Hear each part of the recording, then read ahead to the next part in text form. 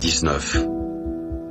Pendant qu'Apollo était à Corinthe, Paul, après avoir parcouru les hautes provinces de l'Asie, arriva à Éphèse. Ayant rencontré quelques disciples, il leur dit : « Avez-vous reçu le Saint-Esprit quand vous avez cru ?» Ils lui répondirent : « Nous n'avons pas même entendu dire qu'il y ait un Saint-Esprit. » Il dit : « De quel baptême avez-vous donc été baptisés ?» Et ils répondirent : « Du baptême de Jean. » Alors Paul dit : « Jean a baptisé du baptême de repentance, disant au peuple de croire en celui qui venait après lui, c'est-à-dire en Jésus. » Sur ces paroles, ils furent baptisés au nom du Seigneur Jésus. Lorsque Paul leur eut imposé les mains, le Saint-Esprit vint sur eux, et ils parlaient en langue, et prophétisaient. Ils étaient en tout environ 12 hommes. Ensuite Paul entra dans la synagogue, où il parla librement. Pendant 3 mois, il discourut sur les choses qui concernent le royaume de Dieu, s'efforçant de persuader ceux qui l'écoutaient. Mais comme quelques-uns restaient endurcis et incrédules, décriant devant la multitude la voix du Seigneur, il se retira d'eux, sépara les disciples, et enseigna chaque jour dans l'école d'un nommé Tyrannus. Cela dura 2 ans, de sorte que tous ceux qui habitaient l'Asie, juifs et grecs, entendirent la parole du Seigneur, et Dieu faisait des miracles extraordinaires par les mains de Paul, au point qu'on appliquait sur les malades des linges ou des mouchoirs qui avaient touché son corps, et les maladies les quittaient, et les esprits malins sortaient. Quelques exorcistes juifs ambulants essayèrent d'invoquer sur ceux qui avaient des esprits malins le nom du Seigneur Jésus en disant : « Je vous conjure par Jésus que Paul prêche. » Ceux qui faisaient cela étaient 7 fils de Séva, juifs, l'un des principaux sacrificateurs. L'esprit malin leur répondit : « Je connais Jésus, et je sais qui est Paul. Mais vous, qui êtes-vous » Et l'homme dans lequel était l'esprit malin s'élança sur eux, se rendit maître de tous deux, et les maltraita de telle sorte qu'ils s'enfuirent de cette maison, nus et blessés. Cela fut connu de tous les Juifs et de tous les Grecs qui demeuraient à Éphèse, et la crainte s'empara de tous, et le nom du Seigneur Jésus était glorifié.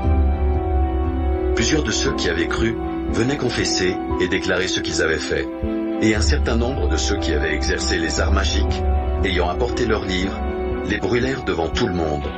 On en estima la valeur à 50 000 pièces d'argent. C'est ainsi que la parole du Seigneur croissait en puissance et en force. Après que ces choses se furent passées, Paul forma le projet d'aller à Jérusalem en traversant la Macédoine et l'Achaïe. « Quand j'aurai été là, se disait-il, il faut aussi que je voie Rome. » Il envoya en Macédoine 2 de ses aides, Timothée et Éraste, et il resta lui-même quelque temps encore en Asie. Il survint à cette époque un grand trouble au sujet de la voix du Seigneur. Un nommé Démétrius, orfèvre, fabriquait en argent des temples de Diane et procurait à ses ouvriers un gain considérable. Il les rassembla avec ceux du même métier et dit : « Ô homme, vous savez que notre bien-être dépend de cette industrie.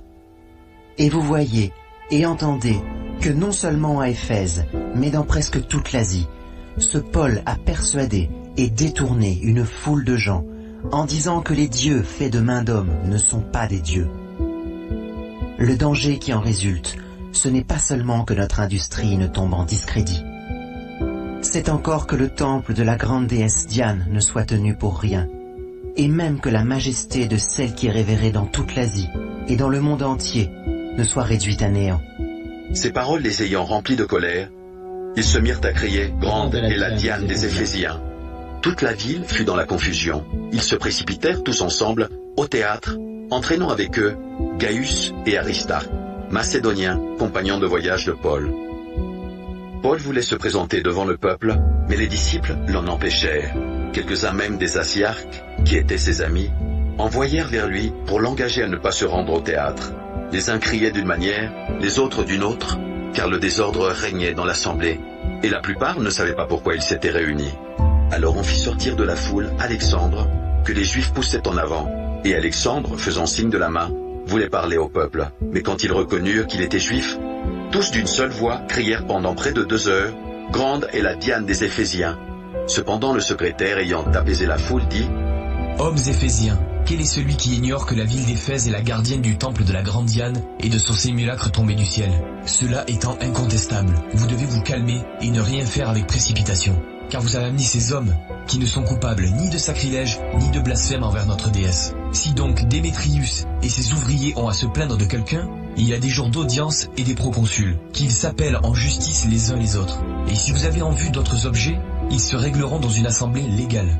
Nous risquons en effet d'être accusés de sédition pour ce qui s'est passé aujourd'hui, puisqu'il n'existe aucun motif qui nous permet de justifier cet attroupement. Après ces paroles, il congédia l'assemblée.